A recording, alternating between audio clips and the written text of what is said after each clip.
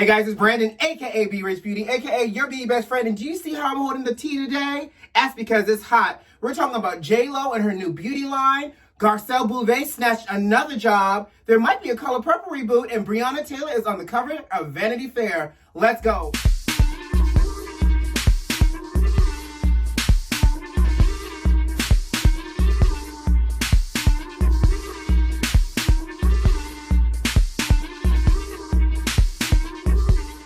Baby. Okay, so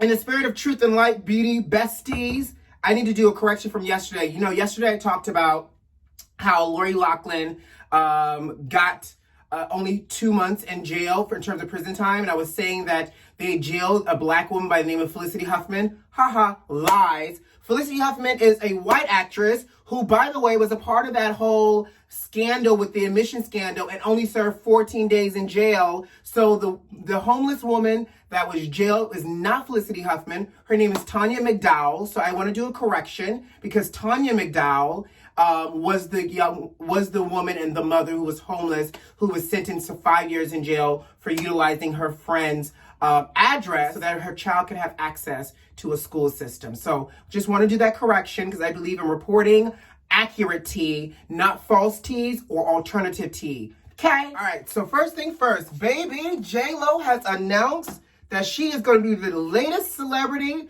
that's going to come out with her own beauty line.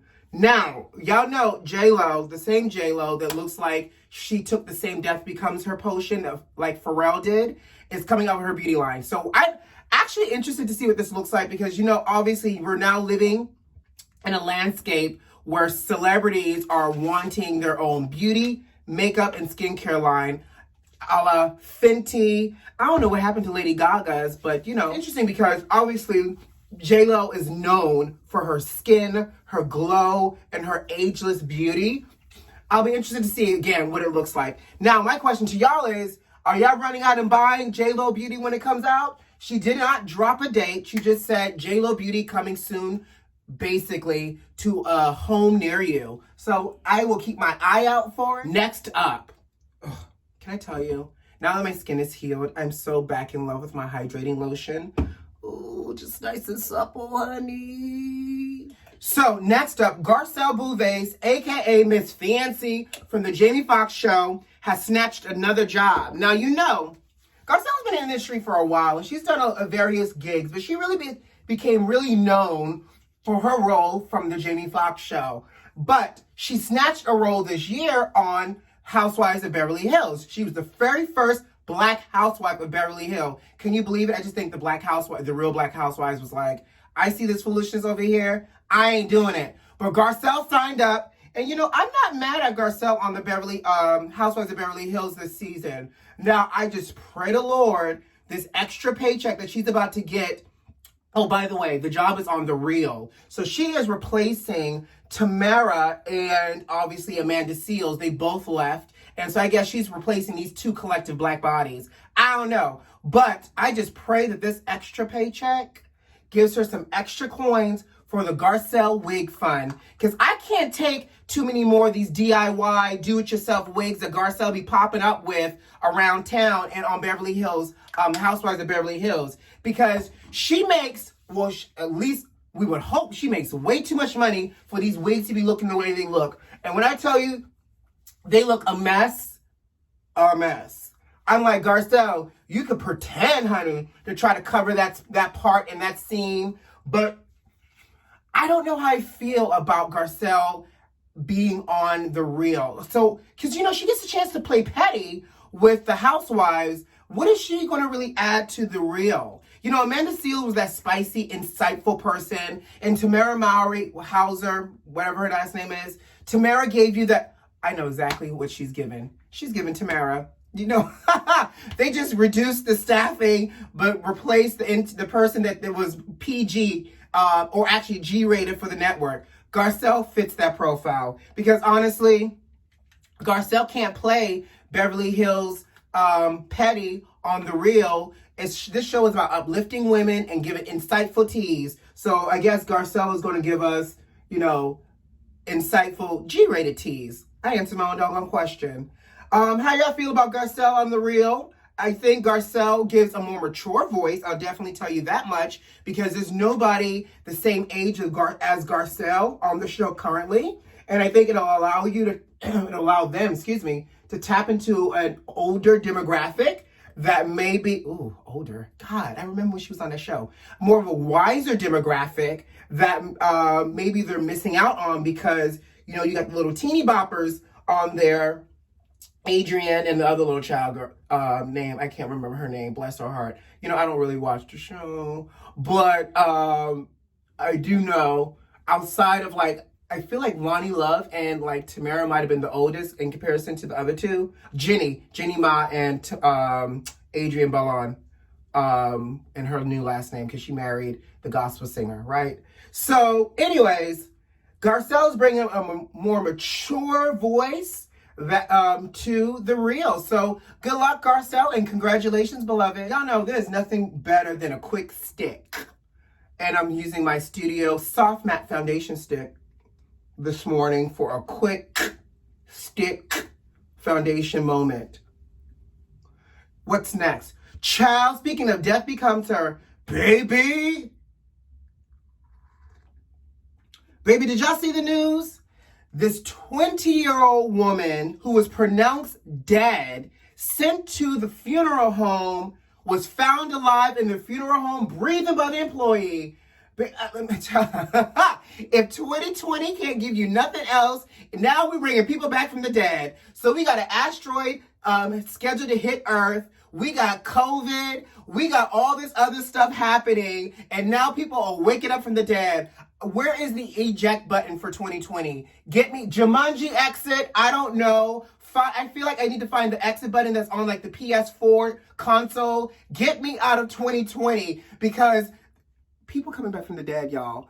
I feel like Aesop is over here writing this story fable, and as each stroke of his quill of a pen is bringing to life more tomfoolery and bullshit.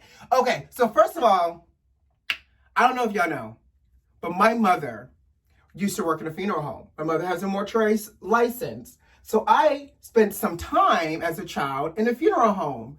And this was one of my fears as a child. Like, I can't even fathom, when I read this, I could not even fathom that being in that Detroit funeral home and all of a sudden you realize that somebody that's supposed to be dead is breathing. I would have been scarred. I would have quit, and you would have found me on somebody's couch in therapy right now. And this, like I said, was my fear as a child. And to now know that the thing is happening, that's why I said, get me out of 2020. I cannot take it, period. What's next? Oh, yes. So y'all know The Color Purple is one of my favorite movies because I think it pisses God off to walk past The Color Purple in the field of greens and not acknowledge it. The Color Purple, baby, is getting a reboot, and they're bringing it to film as a musical. Now, the great thing about this is one of the directors from Black is King is directing this, and now Oprah and Steven Spielberg have signed on to assist. Not only have they signed on to assist, my understanding is Quincy Jones Music, who also helped provide the music for the Broadway musical as well, wink, wink, is also signing on for this project as well. Now, there's no release date, but I'm going to tell you one thing, and listen to me very, very clear. Cynthia Erivo's needs to play Miss Celie. If we're bringing this to film and you're bringing the musical, I'm assuming it's going to be the same musical that was super wildly successful on Broadway. Cynthia Erivo's needs to play Miss Celie. And if y'all don't know who Cynthia Erivo's is, Google her. If y'all don't know why her voice is amazing, go to Spotify. Listen to the musical, the album from the musical with her and Jennifer Hudson. Now, if y'all want Jennifer Hudson to play Suge Avery, that's up to y'all. However, but I'm going to tell you who is the star of that, hands down, and that is the talented Cynthia Erivo's. Baby, can we talk really quickly about the Black excellence that is the Vanity Fair cover? So not one, but two covers Breonna Taylor is graced on. Now, what I love about this so much so is that this cover is the September issue for Vanity Fair, and it's so poignant for a couple of reasons. One, the portrait of Breonna Taylor was painted by Amy Sherald, and she painted Michelle Obama for the National Portrait Gallery back in 2018. Two, ta-nehisi, and I hope I pronounced that right, Coates, is the guest editor for this issue, and he calls this issue the Great Fire. In his words, we're fighting something that's inhumane, unnatural, and demonic right now in this country, and I think it's so true. In addition, he has brought together a collection of activists, artists, and writers to really give us hope in this moment of anti-racist majority just emerging right now.